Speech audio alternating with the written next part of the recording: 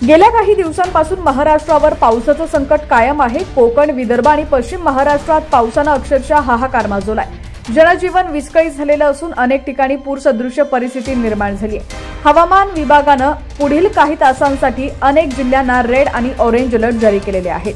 जाणून घेऊयात राज्यात सध्याची पावसाची नेमकी स्थिती काय आहे। पण त्याआधी तुम्ही जर HPN मराठी न्यूज चॅनल पहिल्यांदाच पाहत असाल आणि अजूनही चॅनलला सबस्क्राइब केलेलं नसेल तर नक्की सबस्क्राइब करा, जेणेकरून आमचे अपडेट्स लवकरात लवकर तुमच्यापर्यंत पोहोचतील। तसंच हीच बातमी जर तुम्ही आता फेसबुक किंवा इंस्टाग्राम वरती पाहत असाल तर आमच्या HPN मराठी न्यूज चॅनलला इथे देखील नक्की फॉलो करा, कारण इथे देखील आमचे अपडेट्स लवकरात लवकर तुमच्यापर्यंत पोहोचण्यास नक्कीच मदत होईल। राजधानी मुंबईत पावसाचा जोर काहीसा ओसरला असला तरी सखल भागातील पाणी अजूनही पूर्णपणे ओसरलेलं नाहीये। अंधेरी, सायन, दादर या भागांमध्ये पाणी साचल्यामुळे वाहतुकीचा वेग मंदावलाय।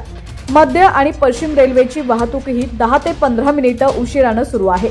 मुंबईकरांना घरातून बाहेर पडताना काळजी घेण्याचं आवाहन प्रशासनाकडून करण्यात आलंय। आता रुख करूयात विदर्भाकडे। विदर्भाला पावसाचा मोठा फटका बसलेला आहे। गडचिरोली, चंद्रपूर, यवतमाळ आणि वर्धा जिल्ह्यात पूरस्थिती गंभीर बनली आहे। अनेक नद्यांनी धोक्याची पातळी ओलांडलेली आहे। पैनगंगा नदीला आलेल्या पुरामुळे 100हून अधिक गावांचा संपर्क तुटलाय। अनेक गावांमध्ये पाणी शिरल्यामुळे बचाव कार्य युद्ध पातळीवर सुरू आहे। कोकणातही पाऊस थांबायला तयार नाहीये। रायगड आणि रत्नागिरी जिल्ह्यासाठी आजही रेड अलर्ट जारी करण्यात आलाय। समुद्र खवळलेला असून उंच लाटा उसळत आहे, त्यामुळे मच्छीमारांना समुद्रात न जाण्याचा इशारा देण्यात आलाय। तर ठाणे, पालघरमध्येही अनेक ठिकाणी मुसळधार पाऊस सुरू आहे। पश्चिम महाराष्ट्रातील पुणे, कोल्हापूर आणि सातारा जिल्ह्यातील घाटमाथ्यावरही पावसाचा जोर कायम आहे। मुळशी तालुक्यात यावर्षी सर्वाधिक पावसाची नोंद झाली आहे। यामुळे कृष्णा, वारणा, पंचगंगा नद्यांच्या पाणी पातळीत वाढ झालेली असून नदीकाठच्या गावांना सतर्कतेचा इशारा देण्यात आलाय। प्रशासनानं या भागातील शाळा आणि महाविद्यालयांना सुट्टी जाहीर केली आहे। या सर्व परिस्थितीवर प्रशासन लक्ष ठेवून आहे।